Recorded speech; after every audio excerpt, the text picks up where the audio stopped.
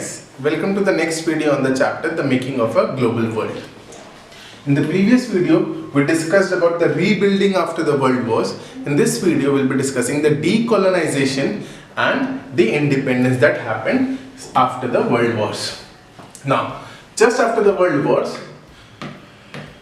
in the next 2 decades, many countries became free and independent because decolonization process had started. So what was the impact of the colonial rule? That was huge, that there was poverty everywhere in the colonies that were now left, deprived of any support. There were lack of resources, economies and societies were handicapped now, and there was no one to support them.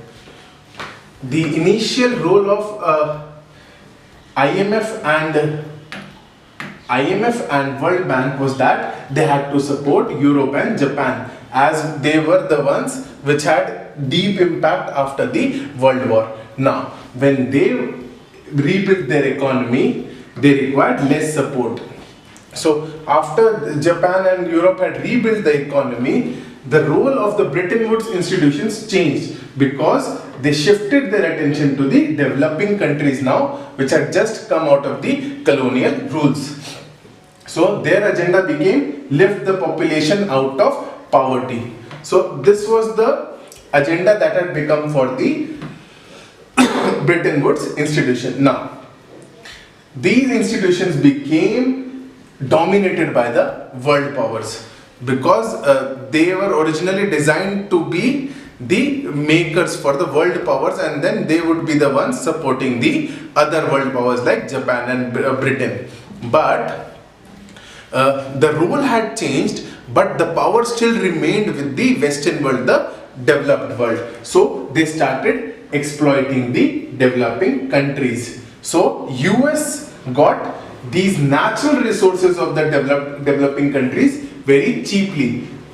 So the colonial powers, which were earlier colonial powers, they still controlled the vital resources for the, even though decolonization had been done through Bretton Woods institutions. Now, the developing countries did not benefit because again the Western economies were growing fast in the 50s and 60s, but the developing economies had no support and their resources were still bought cheaply by the US. So they organized themselves into a new group called the G77. So their demand was simple: a new international economic order, NIEO. So this would be a system that would give them the things that they demand, such as control over their natural resources. The most important thing was that the developed countries, even though they had decolonized, they were still having a vital control over their natural resources. So they wanted the control over their natural resources back. Then they wanted development assistance. They wanted a scenario where they could get assistance for development, and then they also wanted fairer prices for their raw materials. So this is the situation that they demanded, having better access as well for their manufactured goods. So these were the specific demands of the various developing countries in the 1950s and 60s. Now, what happened after 1960s is that there was a collapse of fixed exchange rates. The exchange rates that had been discussed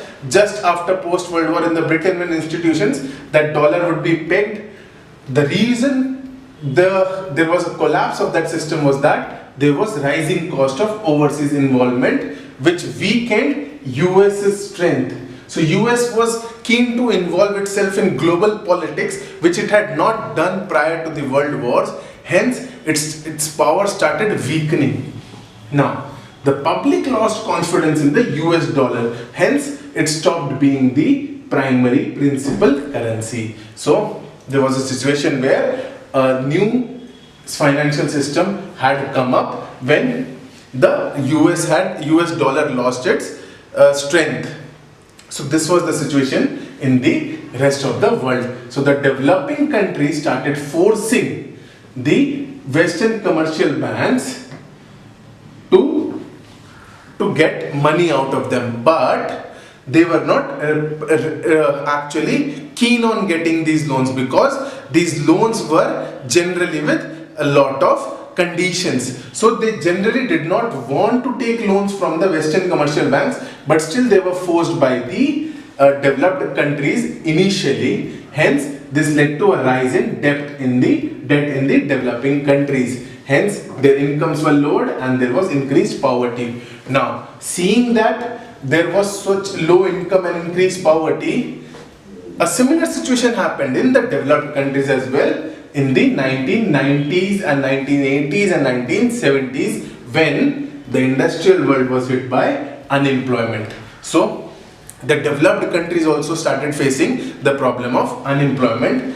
Here, China played a huge role when it became a manufacturing hub, because it was providing cheap labor, low cost structure, low wages and liberal economic policies. Because it was providing all this, it helped them capture foreign markets. So China was the one which had captured the economic markets for the manufacturing hub.